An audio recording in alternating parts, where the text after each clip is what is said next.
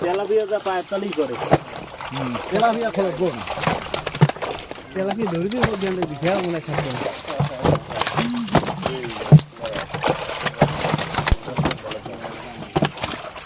এই মাছ আইলে তুমি দেখালে খুললি মাছ আমি গেলে বাড়া মাছটা কি 16টা লাগে 16টা বাড়া মাছ 60 কেজি আধা কেজি বাড়া সাইজটা তো